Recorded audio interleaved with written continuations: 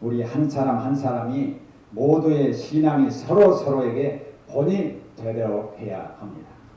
나는 저 사람에게, 저 사람은 나에게 서로 서로 본이 되는 그런 신앙생활이 되어야 합니다. 이렇게 되면 성도 한 사람 한 사람 모두가 모든 믿는 자에게 본이 되고 결국 교회는 믿음의 본을 보이는 교회로 소문이 나게 될 것입니다. 사람들은 대개 여기서 나를 빼놓습니다. 본이 되는 신앙생활은 목사님이나 장로님 같은 분이나 특별한 사람이 나 할 수 있는 거지 나는 안 돼. 뭐 그런 사람은 따로 있는 것처럼 생각해요. 그리고 그런 사람은 많지 않다고 생각합니다. 그렇지가 않습니다. 교인이면 누구나 할 것 없이 모두가 본이 되는 믿음 생활을 목표로 삼고 신앙생활을 해야 하는 것입니다. 목표가 바르고 분명하면 나는 부족해도 나는 약해도 성령께서 도와주실 것입니다. 오늘날 우리 주위의 교회의 소문들을 들어보십시오. 대개는 부정적인 것들이 많습니다. 어느 교회가 깨졌대, 어느 교회의 장로님들이 교회를 나갔대, 집사님들이 교회를 떠났대, 교회에 재정적인 문제가 있대, 이런 것들이에요. 믿음의 소문은 거의 들어볼 수가 없습니다. 뉴저지 열방교회는 어떤 소문이 나 있습니까? 혹시 좋지 않은 소문이 나 있다면 그것을 믿음의 좋은 소문으로 바꾸면 되는 겁니다. 그렇게 우리가 목표를 하고 나가면 되는 거예요. 성도 모두가 한결같이 발벗고 나서면 시간이 오래 걸리지를 않습니다. 오늘의 본문 말씀을 자세히 보면 데살로니가 교인 몇 사람을 믿음을 두고 얘기하는 것이 아닙니다. 교회 전체, 교인 전체를 두고 말하는 것입니다. 데살로니가 교회 자체가 믿음의 좋은 본이 되고 있다. 모든 믿는 자의 본이 되고 있다는 것이에요. 모든 성도가 본이 되는 믿음 생활을 하고 있다는 것에 대해서 하나님은 기쁨을 감추지 못하고 하나님에 대해서 감사를 드리고 있는 것입니다. 여기에 교회에 힘이 있어요. 힘이 있습니다. 모든 성도들이 다 본이 되는 그런 신앙생활의 목표를 가지고 그것을 향해서 나아갈 때 그것은 놀라운 힘이 되는 것입니다. 그리고 교회가 힘있는 교회로 우뚝 서게 될 것이에요. 나는 나이는 좀 들었어도요. 나이가 좀 들었는지 안 들었는지 잘 모르겠어요. 내가 이제 난 그렇게 안 느껴져요. 그러는지 안 들었는지. 착각은 자유라고. 그래서 근데 나는 마음은 항상 그래도 힘있게 아주 이렇게 젊게 살고 싶어요. 여기 앞에 계신 이 두 분보다 더 이렇게 힘있게 살고 싶어요. 그래서 정말 그전에는 내가 지금 살이 많이 빠졌어요. 원래는 내가 한 50 정확하게 얘기하면 50파운드를 더 나가는 건데 내가 지금 많이 빠진 상태예요. 그래서 내가 정말에 이 몸의 힘을 가지고도 누구한테 이게 지는 거를 그렇게 싫어했고 또 실제로 그랬어요. 그렇게 했는데 힘 있는 교회로 힘 있는 교회가 돼야 돼요. 힘 있는 교회가. 뭐 어떻게 해야 될까? 교성도 한 분 한 분이 다 내가 본이 되는 그런 신앙을 목표로 하고 그렇게 나가야 돼요. 모두 한결같이 그렇게 나가야 돼요. 그렇게 해야 돼 교회가 힘이 있는 겁니다.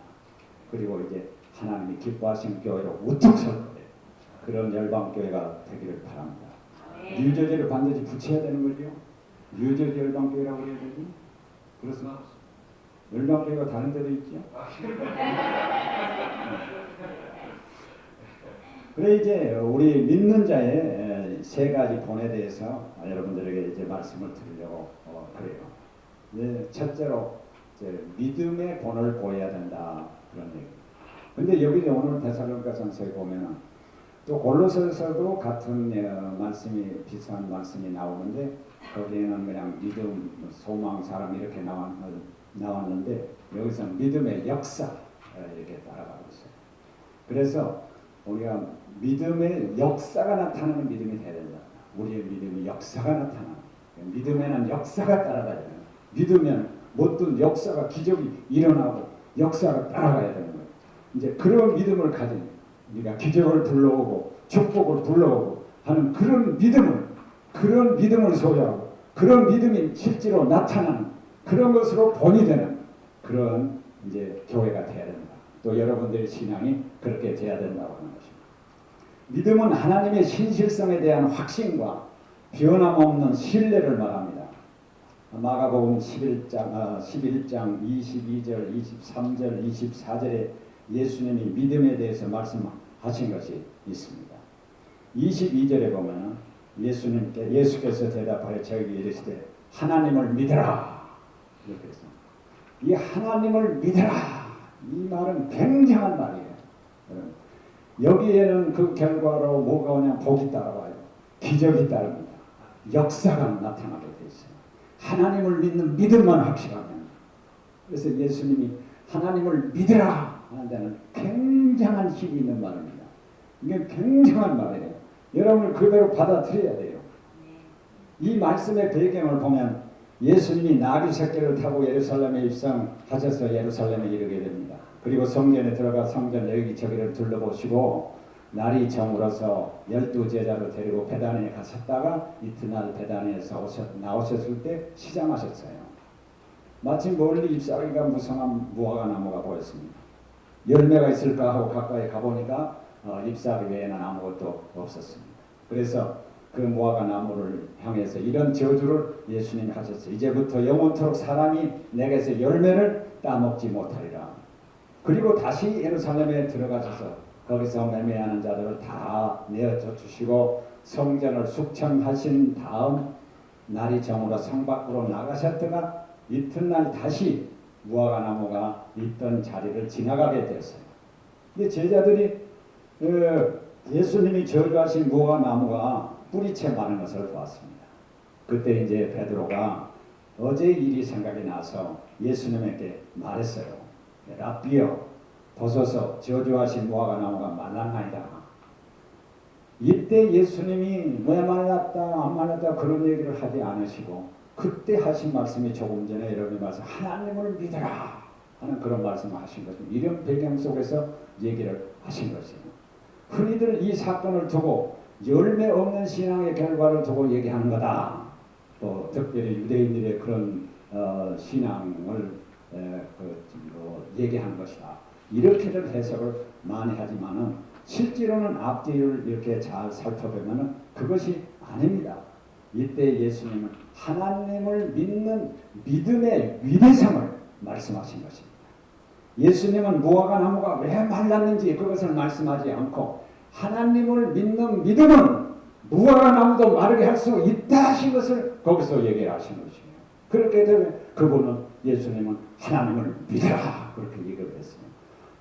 선생님 무화과나무가 말랐어요. 그러니까 하나님을 믿어라. 이게 뭐가 맞아요? 나도 무슨 내가 얘기할 때 어때 앞뒤가 잘 안 맞는 얘기할 때가 있어요. 그 예수님 방식이에요. 예수님 방식. 안 해요. 무화과나무가 말랐습니다. 그러면 왜 말랐다 이렇게 얘기를 해야 돼. 하나님을 믿어라. 이게 말이 되는 거예요. 그렇지 않습니까? 그런데 앞뒤 정황을 보면 믿음의 위대성을 여기서 얘기하는 것입니다. 여러분의 믿음의 위대성을 여러분이 나타내는 그런 믿음의 생활의 본이 되어야 된다는 것이에요. 그렇게 여러분이 할 수 있기를 바랍니다. 그래서 이 말씀에 이어서 계속 믿음에 대해서만 얘기하는 것이에요. 그래서 그 다음에 보면 말이에요. 믿음의 확신에 대해서 얘기를 하는 거예요. 11장 마가복음 11장 23절에 이렇게 말씀하세요. 내가 진실로 너에게 이르노니 누구든지 이 산더러 들리어 바다에 던지려 하며 그 말하는 것이 이루어질 줄 믿고 마음에 이심하지 아니하면 그대로 되리라. 이 말씀을 하신 것이에요. 이것도 믿음의 위대성을 얘기하는 것이 아닙니까? 하나님을 믿는 믿음만 확실하면 이 산을 명해서 바다에 던지라 해도 그대로 된다는 것이에요. 믿음의 위대성을 얘기하는 것입니다. 거기에서 끝나지 않습니다. 24절에도 또한 믿음에 대해서 얘기합니다. 이렇게 얘기를 해요. 그러므로 내가 너에게 이런 말하노니 무엇이든지 기도하고 구하는 것은 받은 줄로 믿으라. 그리하면 너에게 그대로 되리라. 이렇게 말씀하셨어요.